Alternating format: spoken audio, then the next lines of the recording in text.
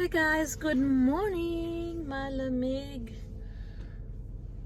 ang panahon at umuulan. Uwian na naman tayo.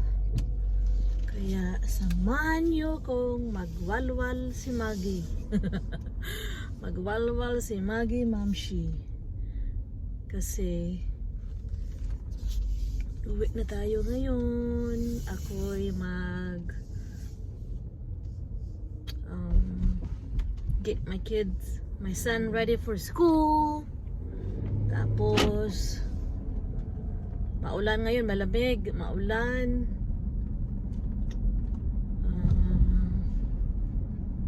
Madulas ang panahon, kaya dahan-dahan sa pagmamaneho.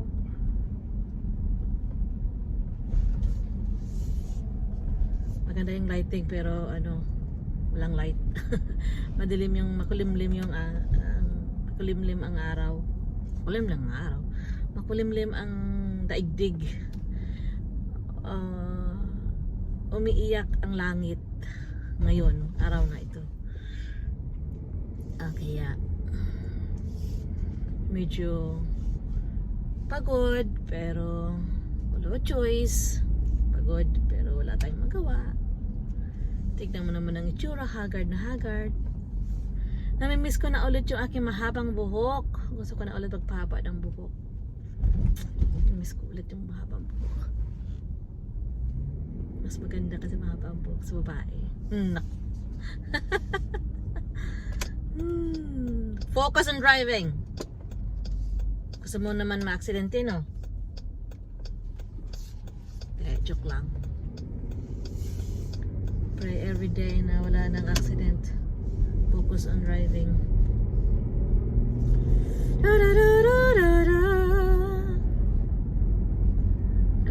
Kamusta mga guys? Kamusta mga guys? Mga mamshi dyan, kamusta naman kayo? Kamusta naman ang araw nyo? Comment down below. Please, like and subscribe to my channel. So naisip ko naman na hindi ako magda-diet. Alam niyo kung bakit? Nagtatrabaho ako, tsaka ang bigat ng kliyente ko kaya. Ang bigat niya i-push sa wheelchair. Kailangan ko ng muscle. Muscle? Bibili na ako tahong. Kailangan ko muscle. Kailangan ko ng muscle. Ano tawag? Kailangan ko maging maskulado para may panlaban ako sa sa pagbubuhat at pagpupush ng wheelchair. Ang bigat ng alaga ko kasi. So naisip ko, hindi na lang ako magda-diet, kakain na lang ako ng kakain kasi kailangan ko ng muscle. Hindi yung tahong, yung muscles dito, ganoon. Para may panlaban ako. Tapos kasi naisip ko, sabi ko, gusto kong magkaroon ng confident tama ba? Para magsuot ng bathing suit sa summer kasi nga summer is approaching, 'di ba? So gusto kong magsuot ng aking bikini. Bikini, hanep, bikini.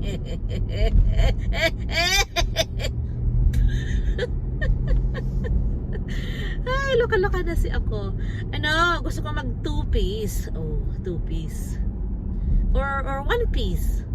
Takpan yung yung bilbil. Kasi nga, di ba, pag nanganak ka na, lalo pa cesarean, C-section, so meron talagang bulging dito sa may baba ng belly mo. So, yun, ang hirap-hirap akong tanggalin.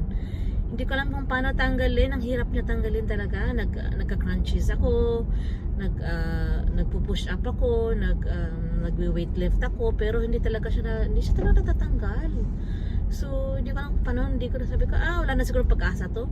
Ang pag-asa nito, lipo. Wala naman ako pang palipo. Wala nga akong pambili ng kung ano pa dyan eh. Did I just hit something? I hit a dead something. Whatever, it's dead already, so double dead. Anyway, so yun, naisip ko hindi na ako magda-diet. Kakain na lang ako ng kakain. At mag-exercise na lang ako para at least magkakamuscle ako. Diba? Hindi yung tahong ha. So yun na lang gagawin ko. Kesa magde-deprive ako ng ano sa sarili ko. Ayoko. Kakain ako ng kakain. Ayoko mag-deprive. Masarap pa naman kumain. Life is short. Pero syempre, I have to watch my sugar. My cholesterol. So far naman, hindi ko pa alam. Magkakaroon ako, magpapa-blood work ako this coming, baka today, baka tomorrow, hindi siguro today kasi medyo maulan. Gusto kong matulog. Ito naman ang rason. Naghanap ng rason para hindi ko pumunta sa doktor. Pero my primary doctor recommended that I have a blood work done. Tingnan mo, yung labi ko maputla na. Kailangan ng dugo. Kailangan ng dugo kasi wala ng dugo kasi puyat na. Vampira na kasi ako. Kaya ganun. Anyway.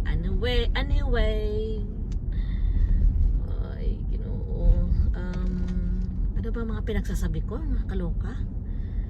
Ewan ko. Wala na akong masabi. So yun na lang gagawin ko. Kakain na lang ako ng kakain. At mag-exercise na lang ako at pagkaroon ako ng yun na lang gawin ko. Diba? Mas okay pa yun. Comment down below guys kung anong gagawin ko. Anong dapat kong gawin. Dapat mong gawin.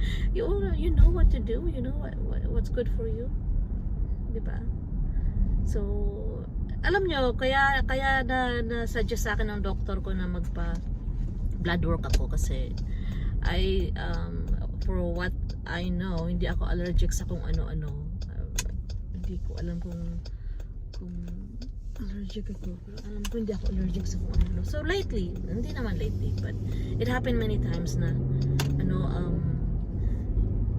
it happened 3 years ago. Ilang taon na ba si Justin? 2 years ago. When Justin na rush namin sa ER dahil sa rhinovirus. When I was at the hospital with him every single night, I was crying and praying that God will save him and take care of him. And alam mo yung time na akala mo, you can expect the unexpected, and it was the lowest point of I was at my lowest point in my life that week, because it was 4 nights talaga siya na nasa ICU. Yung anak ko nagkaroon siya ng virus, so na bumaba yung oxygen niya sa sa oxygen sa dugo, so mababa. So they had to put him in the ICU for 4 days and nights. 5 days and 4 nights. So every night umiyak ako talaga, nagpo-pray ako sa God.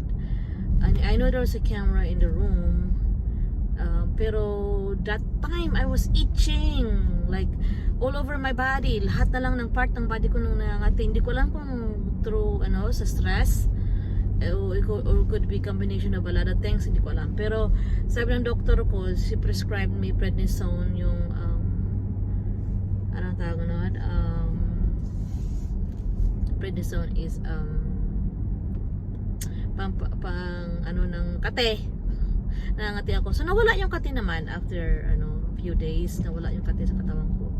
Pero bumabalik na naman siya ngayon. So hindi ko alam kung anong dahilan, anong nagkukos ng itching ko sa all over the body. Wala naman siyang wala siyang rash, wala siyang nothing, pero it's like inside my skin, but it's itchy, and then when I scratch it, it's just making it worse. Yung ganoon, nag-worse sa itch niya. So sabi ng doktor, try to have your blood work done, and we'll find out kung may depresya yung kidney mo, yung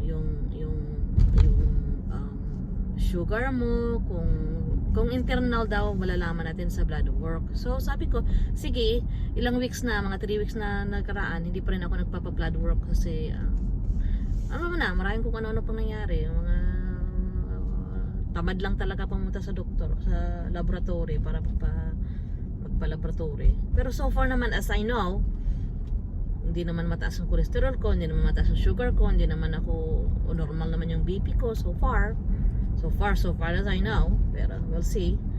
Pero malalaman natin kung ano. Alam ko is I have the severe anemia.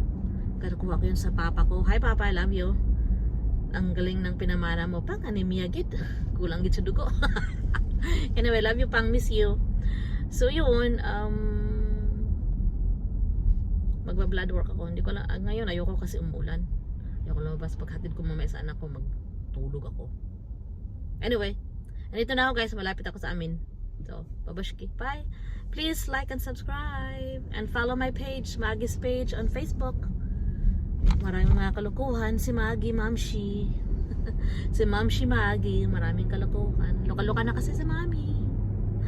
Bye! I love you. Mwah!